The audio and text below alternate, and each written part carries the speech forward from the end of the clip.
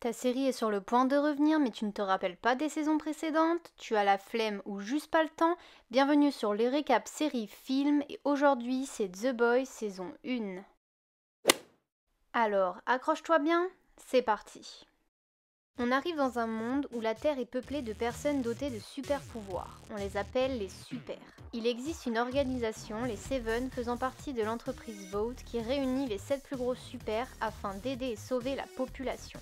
On y trouve The Deep, ou l'homme-poisson, qui peut parler aux poissons, Translucide, qui peut être invisible, Queen Maeve, qui a une force surhumaine, E-Train, qui court vite, Black Noir, et enfin le leader, le chef, le grand, Homelander ou le protecteur. Tu vas me dire ça fait 6, pas 7, mais j'y viens.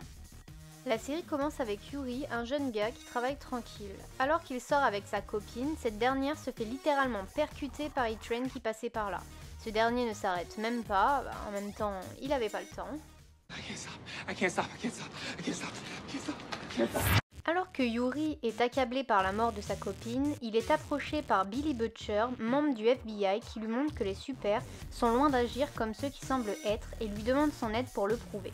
Pendant ce temps, Vought décide de recruter le 7e membre des Seven. Il se tourne vers Starlight ou Stella, une jeune femme toute mimi assoiffée de justice et qui souhaite aider son prochain.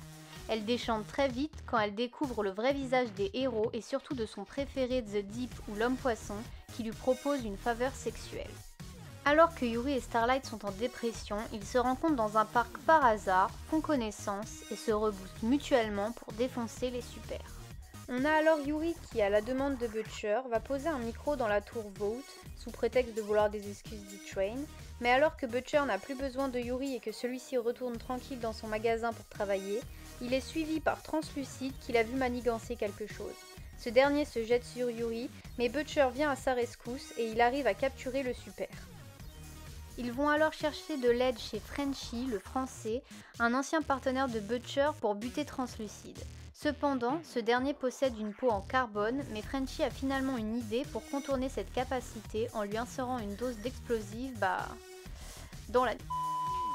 Yuri le laisse s'évader involontairement, et face à son discours et craignant les répercussions du grand leader Homelander le protecteur, il choisit finalement son camp et actionne l'explosif. Bye bye Translucide. Starlight, elle, découvre la réalité du métier de super-héros au sein des Seven, la priorité n'étant pas nécessairement de sauver les personnes en danger.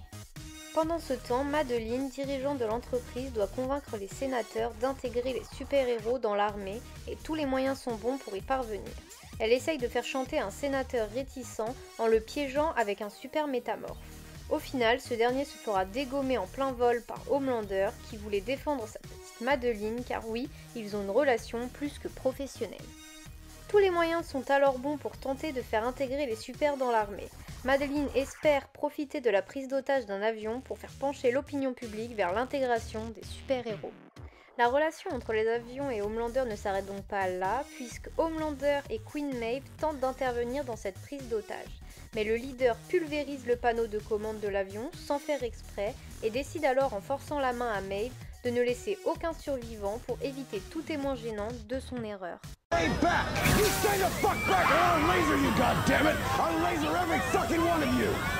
Pendant ce temps, elle, Starlight, dénonce ce que lui a fait subir The Deep, l'homme-poisson. Ce dernier est alors viré des Seven. Bye bye The Deep. Butcher cherche à recruter un ancien partenaire, Mother Milk ou MM ou dit la crème, pour les aider à trouver ce que faisait réellement E-Train quand il a percuté la copine de Yuri. Il découvre alors que E-Train se drogue avec sa copine Pop Claw avec un composé V boostant les capacités d'un super. E-Train s'en sert alors pour booster ses performances afin de conserver le titre de l'homme le plus rapide du monde. Alors qu'il part trouver le vendeur de composés V, il tombe sur une femme enchaînée dans un sous-sol. Alors que les autres veulent la laisser enchaîner, Frenchie la libère et celle-ci massacre toutes les personnes présentes à l'exception des Boys, puis elle s'enfuit. Les Boys partent à sa recherche avant que Vought ne mette la main dessus. Ils la retrouvent et découvrent son nom via un super qui peut lire dans les pensées puisqu'elle est muette, elle s'appelle donc Kimiko. Ils arrivent à gagner sa confiance, la faisant intégrer le groupe. Alors que Yuri reçoit l'aide de Starlight, une petite love story va naître entre les deux. Suite à leurs recherches, les boys vont alors découvrir que Vought injecte le composé V à des enfants sous couvert d'un vaccin, fabriquant ainsi les super-héros. Tous les super, y compris les Seven, ne sont donc pas nés avec des pouvoirs, mais se sont vus injecter du composé V. Madeline en injecte même à son petit bébé. Les révélations continuent et on apprend également pourquoi Butcher déteste autant les super.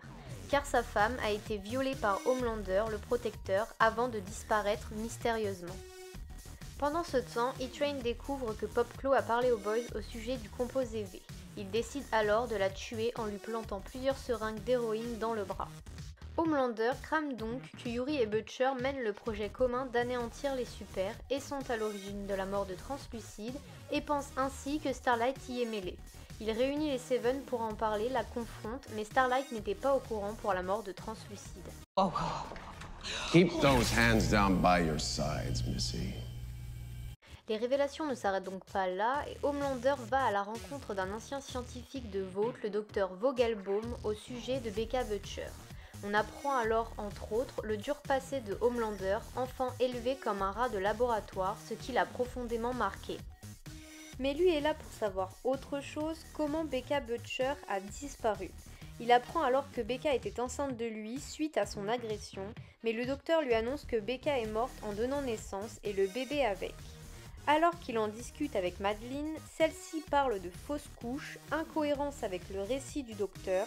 Homelander comprend alors qu'on lui a encore menti. Pendant ce temps, Yuri en a marre. Il confie aux autres qu'il veut arrêter de chercher vengeance, mais il reçoit un appel d'E-Train l'informant qu'il détient son père en otage. Les boys comprennent qu'ils sont donc tous cramés par les super. Yuri arrive à l'appart, fait sortir son père en promettant à E-Train de la drogue. Alors qu'E-Train en veut à Yuri que sa copine soit morte, ironie, t'as quand même tué sa meuf en premier, Kimiko arrive et défonce la jambe d'E-Train. Bon bah là, pour être l'homme le plus rapide du monde, ça va être compliqué. Après, Starlight confronte Yuri à propos de tous ses mensonges et pour savoir s'il y avait bel et bien une histoire d'amour entre eux et pas qu'il ne se servait juste d'elle. Yuri lui jure que non et lui dit pour le composé V injecté aux enfants. Starlight va donc demander des explications à sa mère qui lui avoue que quand elle était petite, elle a bien reçu des doses de composé V. Alors que personne ne peut venir en aide aux boys alors que les Seven les recherchent, ils apprennent que Madeline et le Homelander ont une relation plus personnelle que professionnelle et qu'elle pourrait être la clé de la faiblesse du super. Pendant ce temps, MM, Frenchy et Kimiko sont arrêtés par les forces spéciales. Butcher souhaite continuer sa vengeance alors que Yuri veut les sauver. Ils finissent par se séparer. Yuri décide de demander de l'aide à Starlight, elle accepte. Ils parviennent à tous s'échapper en partie grâce à elle. E-Train tente de les stopper mais il fait une crise cardiaque, Yuri tente de le sauver. Butcher va donc chez Madeline et la prend en otage pour faire venir Homelander. Mais Homelander, ayant appris la vérité en retournant voir le docteur et se sentant trahi par Madeline pour tous ses mensonges, la tue avec ses yeux laser en présence de Butcher. Butcher, n'ayant plus de moyens de pression, tente alors de tout faire sauter, mais il se réveille sur une pelouse devant une maison où apparaissent sa femme Becca et le fils de celle-ci, Ryan, dont Homelander est le père. Et voilà, la vidéo est terminée, j'espère que ça t'a plu et aidé. On se retrouve la semaine prochaine pour un autre récap. A plus!